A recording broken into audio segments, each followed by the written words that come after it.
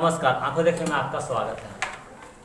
हम बात करेंगे वर्ष 2018 की। वर्ष 2018 के आरंभ से लेकर अंत तक सरकार को ये बार बार बताने की कोशिश की गई कि कोई महामारी आने की संभावना है, महामारी आ सकती है, इसका प्रभाव क्या रहेगा, इसके लिए पूर्व से क्या तैयारी करना है।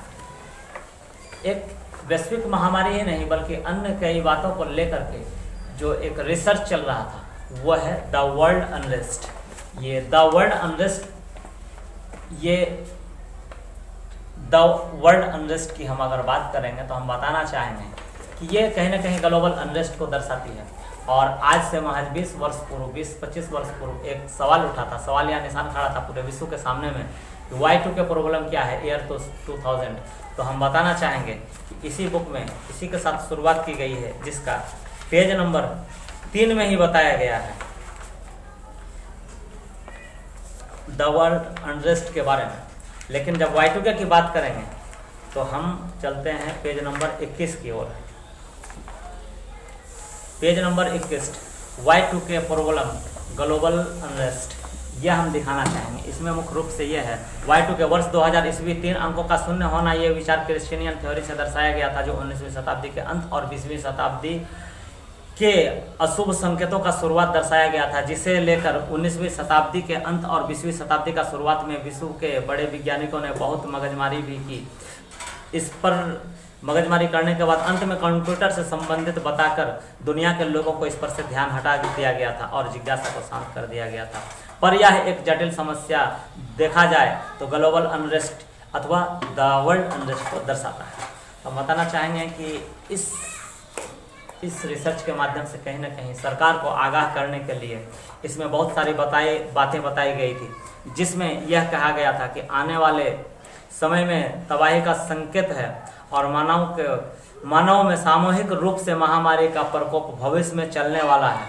और चीन और दिल्ली तक की बात की गई थी, जिसमें कि साफ साफ बताया गया था। तो रिसर्च में किए गए किताबों के जो बाद में जो रिवीजन भेजे गए पेज नंबर 59 में है। पेज नंबर 59 में ये बताया गया है कि टीकाकरण के बाद सामूहिक रूप से लोग बीमार पड़ने लगेंगे, मौतें भी हो सकती है। आने वाले समय में तबाही के संकेत के बारे में 59 पेज में जहां बताया गया, वहीं किसी बीमारी का अचानक घातक आक्रमण होने की संभावनाओं को बताया गया था। Status of rapture, sudden violence attack. Raptus का मीनिंग है सडन वायलेंस ऑफ अटैक की जब बात आ रही है, ये पेज नंबर 132 में दिया गया था। तो कहीं ना कहीं इस महामारी के आने से पूर्व 2018 में ही सरकार को ध्यान आकर्षित करने के लिए रिसर्च की किताबों में दी गई थी। और यह पुस्तिका साइंस एंड टेक्नोलॉजी भवन न्यू मेहरौली रोड में दी गई थी और वहां जाकर मुलाकात भी किए गए, पर इसका कोई संतोषजनक जवाब नहीं मिला। वहां यह बताया गया कि महामारी आ जाए, लोग मरे, इससे कोई फर्क नहीं पड़ता है। हाँ, यह रिसर्च है, ठीक है, इस पर विचार किया जाएगा, बड़े लोग विचार करेंगे, कब करेंगे पता नहीं। और इसी की कॉपी, दूसरी कॉपी राष्ट्रपति के राष्ट्रपति के पब्लिक विंग में भी दी गई थी, लेकिन इस पर कोई संज्ञान नहीं लिया गया। क्योंकि इस वैश्विक महामारी भले ही 2020 में आया हो, लेकिन 2018 में ही इसके आगाज करने के लिए इसके आगाज हो चुकी थी और विश्व के बड़े वैज्ञानिकों को भी ये बात मालूम हो गई थी कि कुछ ऐसा बड़ा होने वाला है, लेकिन इसको छुपाया गया कहीं ना कहीं। तो ये कोरोना महामारी को लेकर भले ही भ्रमित स्थिति पैदा की गई चीन की तरफ से कि ये महामारी चमगादड़ से फैला है या ऐसा कुछ नहीं है, चमगादड़ से नहीं, बल्कि ये महामारी कहीं ना कहीं ऑक्टोपस इसका सूत्रधार रहा है, लेकिन ऑक्टोपस में सीधा नहीं आया है। वुहान लैब में कहीं ना कहीं जो रिसर्च लैब है वहाँ पर जो केमिकल कंपोजिशन था वो जैविक हथियार एक्सपायर होने के बाद उसे समुद्र में फेंका गया और वो समुद्र में जहाँ कहीं भी गया वो रिएक्शन का कारण बना और ये ऑक्टोपस, इसका सीधा असर ऑक्टोपस पर ही पड़ा। अन्य जलीय जीवों पर भी पड़ा, लेकिन वो मर गए। लेकिन ऑक्टोपस से इंसानों में कैसे आया? क्योंकि किसी भी जलीय जीव को इंसान जलाकर खाते हैं या पकाकर खाते हैं जहाँ उनकी गुणवत्ता खत्म हो जाती है, जहाँ वायरस की संभावनाएं खत्म हो जाती है 100 डिग्री सेल्सियस पर। लेकिन ऑक्टोपस, चीन के लोग जब जिंदा ऑक्टोपस को खाए, कहीं ना कहीं हम बताना चाहेंगे कि जिंदा छोटे ऑक्टोपस को लोग सेक्सुअल पावर बढ़ाने के लिए वो ऑक्टोपस खाते हैं। तो जिंदा ऑक्टोपस के खाने से ही ये बीमारी लोगों में ऑक्टोपस से आया है। और ऑक्टोपस में अगर हम बात करें ऑक्टोपस में कहाँ से आया, तो हम तो बता ही रहे कि जैविक हथियार जब एक्सपायर हुआ उसे समुद्र में गिराया गया। तो कहीं ना कहीं वुहान लैब के जैविक हथियार समुद्र में दिया गया और समुद्र में जो रिएक्शन हुआ उसका असर कहीं ना कहीं ऑक्टोपस में आया और वो ऑक्टोपस जब मानवों ने खाया तो जिंदा ट्रांसफ़र होना चालू हो गया।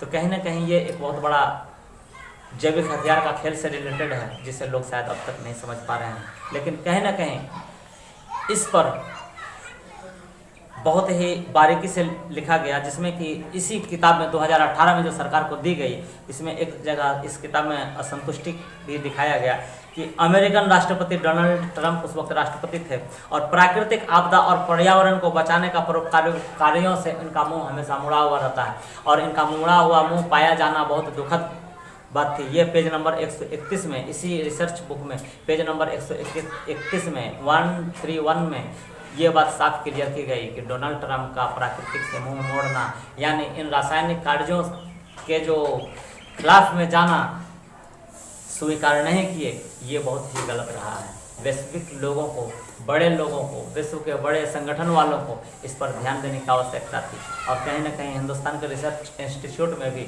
ये सारे कागज भेजे गए ताकि इस पर संज्ञान ली जा सके, लेकिन समय रहते नहीं लिया गया, क्योंकि इसी किताब में 2018 में ही बताया गया। यूडेजावेल एक फ्रेंच वर्ड है, यूडेजावेल, इसका मीनिंग है ए सॉल्यूशन सोडियम और potassium hypochloride used as a bleach और डिसइंफेक्शन। यानी सोडियम हाइपोक्लोराइड का छिड़काव कहाँ, ये सोडियम हाइपोक्लोराइड का छिड़काव भले ही 2020 से हो रहा हो, लेकिन इसका छिड़काव कहाँ किया जाना है 2018 में ही बताने की कोशिश की गई थी सरकार को। क्या इस पर अगर पालन किया जाता, हवाई अड्डों पर ही इसका अगर पालन किया जाता तो ये हवाई अड्डों तक ही ये बीमारी सीमित रहती, लोगों तक नहीं पहुंच पाता। कहीं ना कहीं सरकार को दी गई यह पूर्वानुमान लिखी गई किताब में सरकार को दी गई जानकारी, लेकिन सरकार का ध्यान कहीं और रहा है, जिसकी कमी के कारण आज पूरे देश में कोरोना महामारी फैल रहा है। तो हम साफ बताना चाहेंगे ये ऑक्टोपस के द्वारा फैला हुआ बीमारी है और किस पेज में क्या है वो भी मैं साफ इसीलिए बता रहा हूँ ताकि अगर इस बारे में अगर किसी को जानना हो कि ये बुक सचमुच आई है या सरकार को दिया गया है तो साइंस टेक्नोलॉजी भवन मेहरौली में भी जाकर देख सकते हैं, वहाँ पूछ सकते हैं।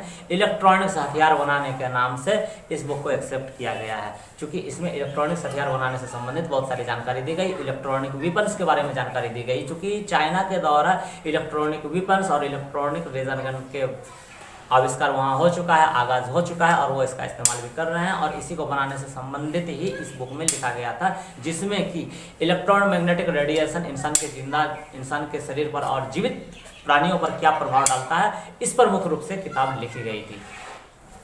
कोरोना वुहान के ऑक्टोपस से फैलने का जो हम बात बता रहे थे, अब हम ऑक्टोपस के बारे में बताना चाहेंगे कि ऑक्टोपस के 3 दिल होते हैं, 3 hearts are present in octopus.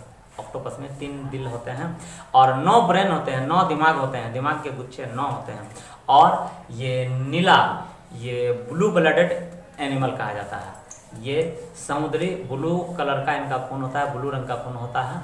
ये ऑक्टोपस जिससे हम फैलने की बात कर रहे हैं, कोरोना, जिसे ऑक्टोपस को जिंदा खाने के बाद, ये एक मंथनीय विषय था और इसे समय रहते कैसे रोका जा सकता था, इसके लिए एवा इंजीनियर के रूप में भेजा गया था कि समाज का परोपकारी कल्याण करने के लिए किस प्रकार से पूर्व से ही कैसे वैक्सीनेशन की तैयारी कैसे हो और इसके रोकथाम के लिए क्या हो, सारे उपायों से संबंधित ही एक बुक का रिसर्च लिखकर भेजा गया था और इसका निचोड़ भी भेजा गया था और राष्ट्रपति सहित साइंस टेक्नोलॉजी भवन को भेजा गया था, लेकिन संज्ञान नहीं लिया गया। जाने पर भी वहाँ बताया कि नहीं ऐसा नहीं, ऐसा है, घुमा फिरा कर छोड़ दिया गया। हम बताना चाहेंगे कि आने वाले तबाही को दर्शाने वाले Y2K problem, the world unrest की हम जब बात कर रहे हैं तो यहाँ साफ अचानक कोई घटना घटित हो रही है, क्यों हो रही है, इस पर विशेषकर ध्यान दिया गया था। तो कहीं ना कहीं ये रिसर्च सरकार के लिए उपयोगी तब साबित होती जब इस पर अमल किया जाता और इस पर कार्य करने के लिए तो आमंत्रण दिया जाता, ना इस पर कार्य करने के लिए आमंत्रण दिया गया और ना ही इस पर कोई कार्य किया गया।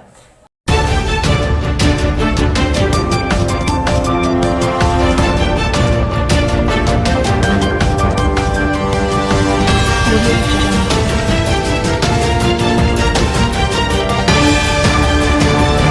देख रहे हैं आंखों देखी।